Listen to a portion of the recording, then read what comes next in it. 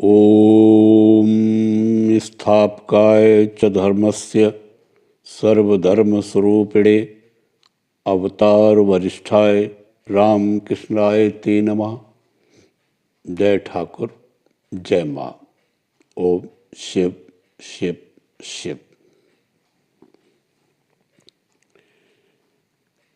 श्री रामकृष्ण वचनामृत। श्री रामकृष्ण देव ने कलकत्ता फसारीपाड़ा की हरि भक्त प्रदायिनी सभा के में शुभागमन किया। रविवार शुक्ला सप्तमी संक्रांत 13 मई 1883। आज सभा में वार्षिकोत्सव हो रहा है। मनोहर साईं का कीर्तन हो रहा है। श्री राधा कृष्ण प्रेम का गाना हो रहा है। सखियां श्रीमती राधिका से कह रही हैं, तूने प्रणय को क्यों किया? तो क्या तू कृष्ण का सुख नहीं चाहती? श्रीमती कहती हैं, उनके चंद्रावली के कुंज में जाने के लिए मैंने कोप नहीं किया। वहां उन्हें क्यों जाना चाहिए? चंद्रावली तो सेवा नहीं जानती। दूसरे रविवार को रामचंद्र के मकान पर फिर कीर्तन हो रहा है। माथुर गान।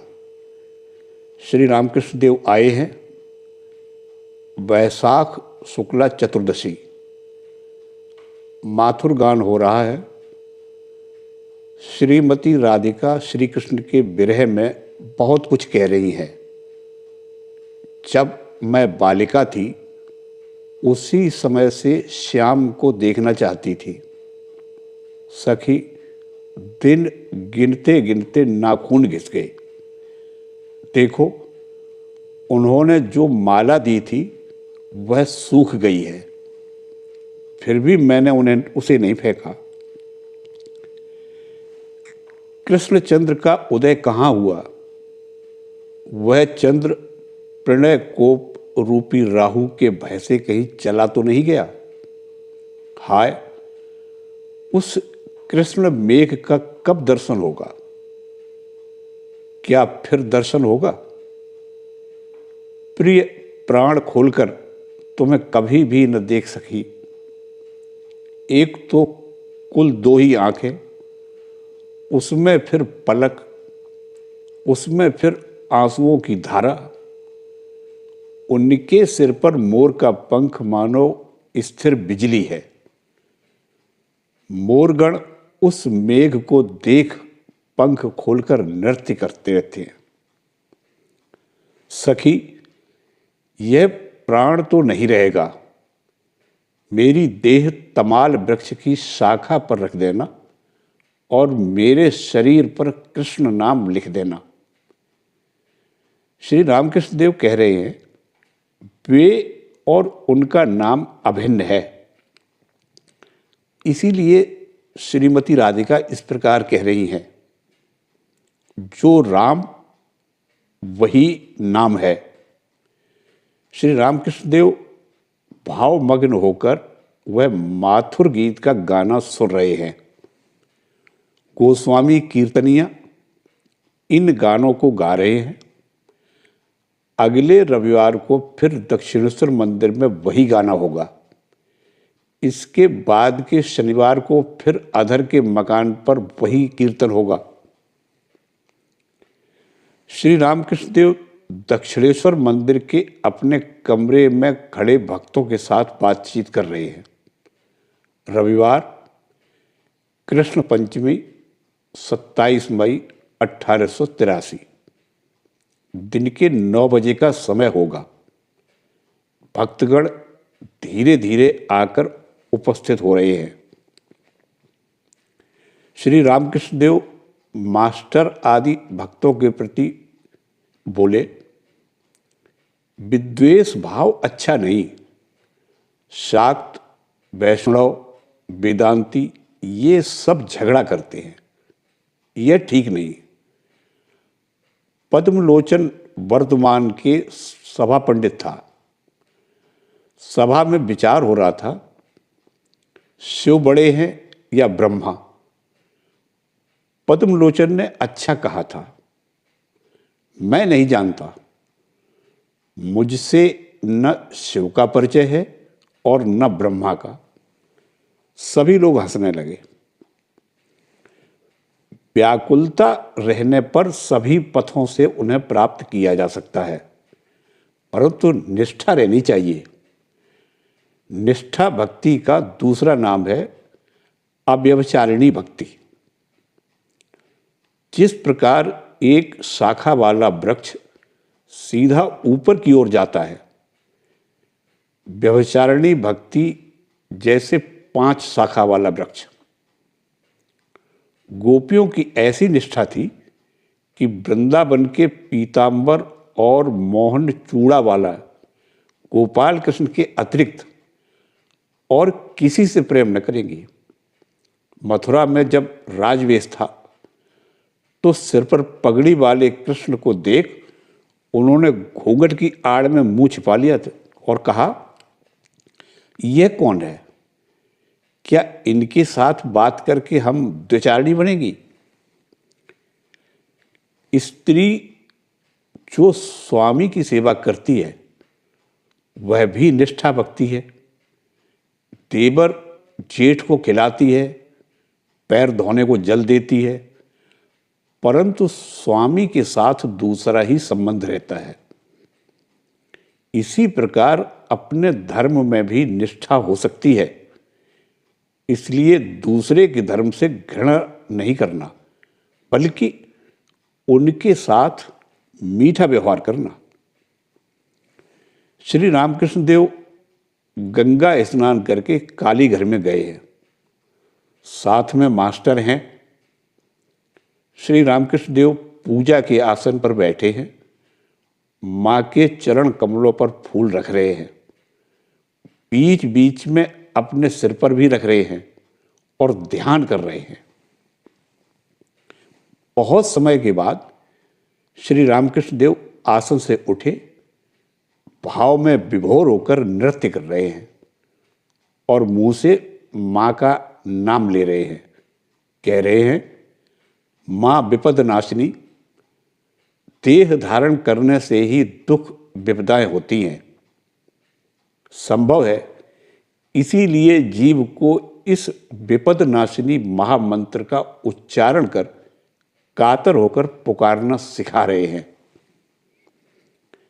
अब श्री रामकृष्ण देव अपने कमरे के पश्चिम वाले बरामदे में आकर बैठे हैं। अभी तक भाव का आवेश है। पास हैं मास्टर, नकुड़, वैष्णव आदि। नकुड़ वैष्णव को श्री रामकृष्ण देव 28-29 वर्षों से जानते हैं। जिस समय वे पहले कलकत्ते में आकर झामापुकुर में रहे थे और घर घर में घूम घूम कर पूजा करते थे, उस समय कभी कभी नकुड़ वैष्णव की दुकान में जाकर बैठते थे और आनंद मनाते थे। आजकल पानीहाटी में राघव पंडित के महोत्सव के उपलक्ष्य में नकुड़ बाबा जी आकर प्रायः प्रतिवर्ष श्री रामकृष्ण देव का दर्शन करते हैं। नकुड़ भक्त वैष्णव थे। कभी कभी वे भी महोत्सव का भंडारा देते थे। नकुड़ मास्टर के पड़ोसी थे।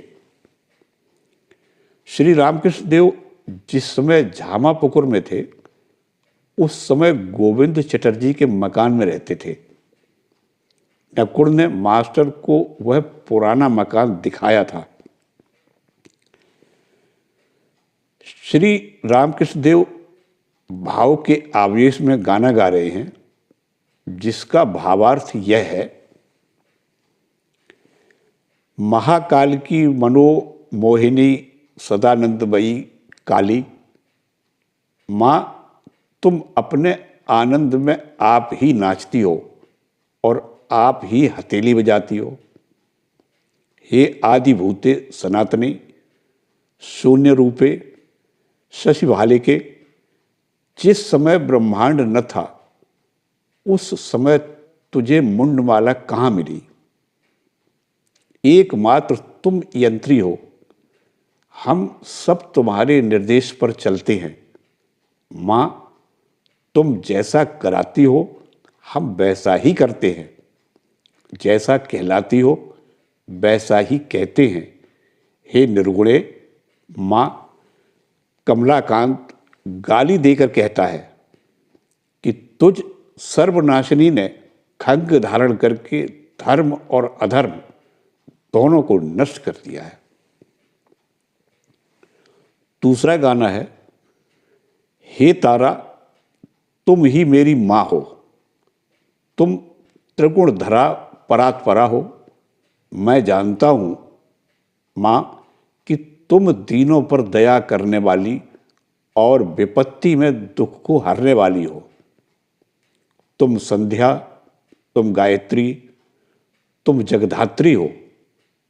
माँ, तुम असहाय को बचाने वाली तथा सदा शिव के मन को हरने वाली हो। माँ, तुम जल में, थल में और आदि मूल में विराजमान हो। तुम साकार रूप में सर्वघट में विराजमान होते हुए भी निराकार हो। श्री रामकृष्ण देव ने माँ के और भी कुछ गीत गाए। फिर भक्तों से कह रहे हैं, संसारियों के सामने केवल दुख की बात ठीक नहीं, आनंद चाहिए। जिनको अन्न का अभाव है वे 2 दिन उपवास भी कर सकते हैं, परंतु खाने में थोड़ा विलंब होने पर जिन्हें दुख होता है उनके पास केवल रोने की बातें, दुख की बातें करना ठीक नहीं। वैष्णव चरण कहा करता था, केवल पाप पाप यह सब क्या है, आनंद करो। श्री रामकृष्ण देव भोजन के बाद विश्राम भी न कर सके थे कि मनोहर साईं गोस्वामी आ पधारे। गोस्वामी पूर्व राग का कीर्तन कर रहे हैं। थोड़ा सुनकर ही श्री राम कृष्ण राधा के भाव में भावाविष्ट हो गए। पहले ही गौरचंद्र का कीर्तन, हथेली पर हाथ, चिंतित गोरा आज क्यों चिंतित है, संभवतः राधा के भाव में भावित हुए हैं। गोस्वामी फिर गा रहे हैं। गीत का भावार्थ है,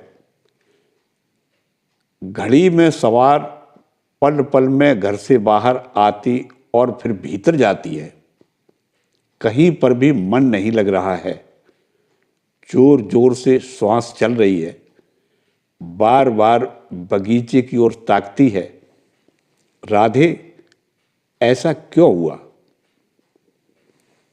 संगीत की इसी पंक्ति को सुन श्री रामकृष्ण देव की महाभाव की स्थिति हो गई। उन्होंने अपनी कमीज को फाड़कर फेंक दिया। कीर्तनकार का संगीत सुनते सुनते महाभाव में श्री रामकृष्ण देव कांप रहे हैं। केदार को देख वे कीर्तन के स्वर में कह रहे हैं, प्राणनाथ, हृदय वल्लभ, तुम लोग मुझे कृष्ण ला दो। यही तो मित्रता का काम है, या तो उन्हें ला दो और नहीं तो मुझे ले चलो। तुम लोगों की मैं चिरकाल के लिए दासी बनी रहूंगी। गोस्वामी कीर्तनिया श्री रामकृष्ण देव के महाभाव की स्थिति को देखकर मुग्ध हुए हैं।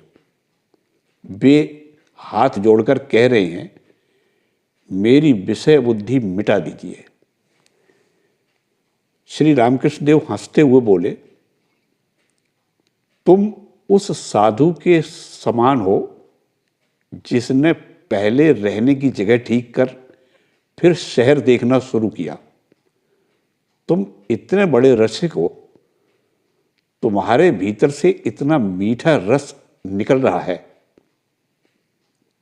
गोस्वामी बोले, प्रभु, मैं चीनी का बोझ ढोने वाला बैल हूं, चीनी का आस्वादन कहां कर सका। फिर कीर्तन होने लगा। कीर्तनकार श्रीमती राधिका की दशा का वर्णन कर रहे हैं। कोकिल कुल कुर्वती कलनादम। कोकिल का कलनाद सुनकर श्रीमती को ब्रज ध्वनि जैसा लग रहा है, इसलिए वे जैमिनी का नाम उच्चारण कर रही हैं और कह रही हैं, सखी, कृष्ण के विरह में यह प्राण नहीं रहेगा, इस देव को तमाल वृक्ष की शाखा पर रख देना। गोस्वामी ने राधा श्याम का मिलन गाकर कीर्तन समाप्त किया। जय श्री कृष्ण। राधे राधे।